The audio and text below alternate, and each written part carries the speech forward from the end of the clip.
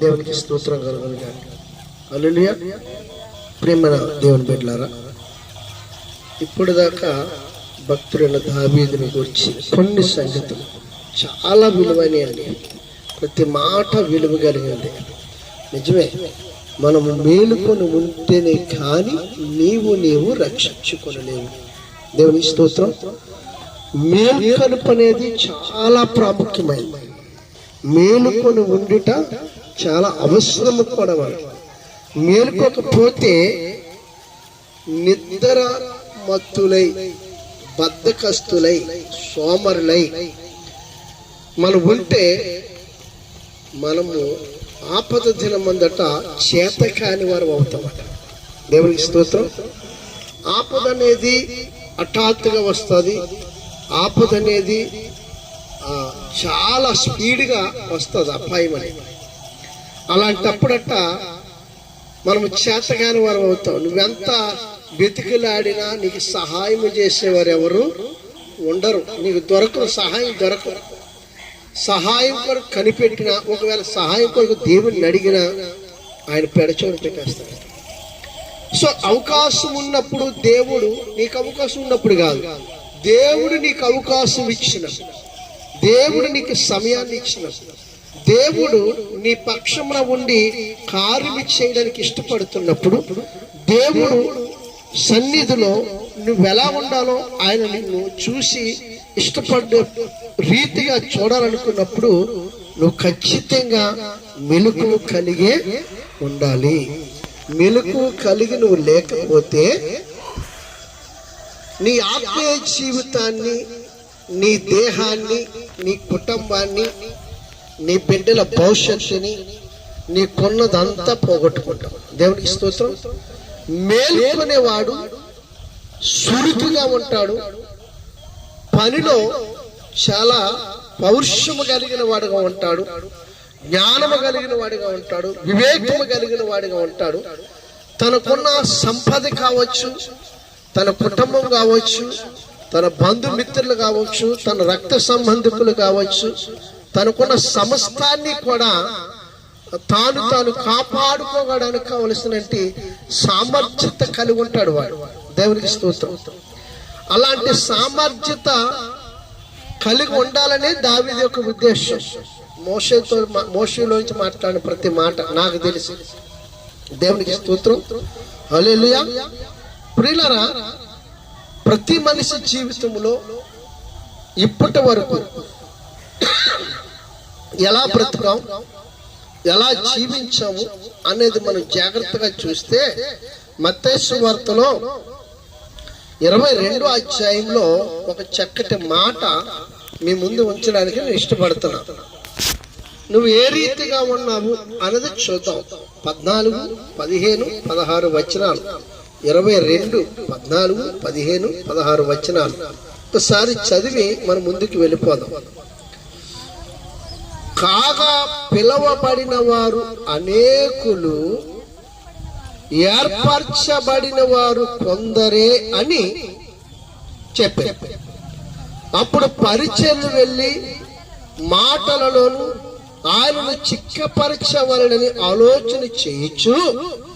బోధకుడా, నీవు సత్యవంతుడివై ఉండి దేవుని మార్గమును సత్యముగా బోధించుచున్నావని నీవు ఎవరిని లక్ష్య పెట్టకనియు మొహమాటము లేనివాడనియు ఎరుగుదు. దేవునికి స్తోత్రం. హల్లెలూయా. ఆ తర్వాత మాట్లాడదాం, ముందు ఇచ్చొద్దాం. హల్లెలూయా. ప్రియులారా, ఇప్పుడు మేల్కొని ఉండుట చాలా మంది దేవుడు ఈ సృష్టిలో దేవుడి యొక్క ఉద్దేశం ఏంటంటే, ప్రియులారా, ఈ సృష్టిలో దేవుని ఉద్దేశం ఏంటంటే ఈ భూమి మీద ఏ ఆత్మ నశించిపోవడం దేవునికి ఇష్టం కాదు. ఏ ఒక్కరు తప్పిపోవడం దేవుని ఉద్దేశం కాదు. ఏ ఒక్కరు కూడా నరకంలోకి వెళ్ళిపోవడం దేవుని ఉద్దేశం అయితే కాదు. దేవుని ఉద్దేశం ఏంటంటే అందరూ అంతటా మారు మనసు పొంది రక్షణ పొందవలనని ఆయన ఉద్దేశం. అంటే ఆయన ఉద్దేశం ఏంటంటే పరలోకంలో దేవదూతలు ఆయనతో ఎలాగైతే ఉన్నాయో నీవు కూడా నేను కూడా సృష్టిలో ఉన్న ప్రతి ఒక్కరూ కూడా దేవదూతల కంటే నిన్ను ఎక్కువగా ప్రేమిస్తున్నట్టు దేవుని యొక్క ఉద్దేశము నిన్ను నన్ను ఈ సృష్టిలో ప్రతి ఒక్కరిని కూడా ఆయనతో చూడాలని ఆయన ఉద్దేశం. కాబట్టి పిలవబడేవారు చాలా మంది ఉంటారు, కానీ ఏర్పాటు చేయబడ్డవారు మెలకు కలిగిన వారు ఉంటారు, జ్ఞానము కలిగిన వారు ఉంటారు, వివేకము కలిగిన వారు ఉంటారు. ఎక్కడ ఎలాంటి విషయాల్లో బద్ధకస్తులు కాక, సోమరులుగా కాక, వంకర ఆలోచనలు చేస్తుంటారు, వంకర బుద్ధులు చేస్తారు. ఎందుకు రాలేదంటే ఏదో చెప్తారు, ఈ ఆదివారం ఎందుకు ఏదో చెప్తారు, దేవుని దగ్గరికి ఎందుకు ఏదో చెప్తారు. నువ్వు వస్తే నీకు ఆశీర్వాదం. ఎంతమంది చెప్పినా ఒకటే మాట, ఈ సంఘమే కాదు, ఏ సంఘమే కాదు, ఈ పాస్టర్ గారు కాదు, ఇంకొక పాస్టర్ గారు కాదు, ఎవరు చెప్పినా సేవకుడు చెప్పే ఆలోచన ఏంటంటే దైవ మందిరంలో సృష్టికర్తకు దేవుని దగ్గరకు వస్తే నువ్వు దీవించబడతావు. ఇంక వేరే మాట్లేదు. నువ్వు శుక్రవారం ఆదివారమే దేవుని మందిరంలో ఉంటావు, శుక్రవారం ఆదివారమే ఉంటావు. ఈ ఆదివారం పరిశుద్ధ దేవాలయములో నుంచి నీకు సహాయం చేసేవాడు దేవుడే. ఈ ఆదివారాన్ని నీవు వచ్చే దేవుడు ఎలాగొస్తావు? ఈ మాటలు మోసుకొస్తున్నావా? బండి మీద ఏమైనా వస్తాయా? ఆస్తులు అంతస్తులు ఐశ్వర్యం వెండి బంగారం వెలగలు రాళ్ళు అష్టైశ్వర్యాలు ఏమైనా తెస్తున్నావా దేవుని దగ్గరికి? మనం ఏమో నిలువుడు దోపుడు ఏమైనా వస్తున్నావా? మరి బాబు, నువ్వు నిలువు దోపుడు ఇచ్చేది ఏంటంటే నీలో ఉన్న బంగారం కాదు, నీలో ఉన్న ఆ వెండి కాదు, ధనధాన్యాలు ఐశ్వర్యం మేడలు మిద్దులు కదా, అవన్నీ నా దగ్గర ఉన్నాయి. నీ హృదయాన్ని, నీ మనసు, నీ ప్రాణాత్మ దేహం నాకు ఇస్తే నీకు క్షేమం, నువ్వు సురక్షితంగా ఉంటావు. అంతే. ఒక మాటలో చెప్పాలంటే నువ్వు సేఫ్ జోన్ లో ఉంటావు. ఎందుకని? ఆయన దగ్గరికి వచ్చిన వారిని ఆశ్రయదుర్గమ్మగా చూస్తాడట. 2వ దినవృత్తాంతాల్లో 14వ అధ్యాయంలో 7వ వచనంలో ఒక మాట ఉంటాడు. ఆయన అభికుమారుడు ఆశా రాజు అంటాడు, యెహోవాను ఆశ్రయించినందున 10 సంవత్సరాలు ఈ దేశంలో నెమ్మది కలిగింది. నువ్వు దేవుని సన్నిధిలో దేవుని ఆశ్రయిస్తే నీ కుటుంబం అంతా నెమ్మదిగా ఉంటావు, నీకు నెమ్మది, నువ్వు ఉంటున్న చుట్టుపక్కల ఉన్న వాళ్ళకి నెమ్మది. ఎందుకంటే నువ్వు ఎవరి జోలికి వెళ్ళవు.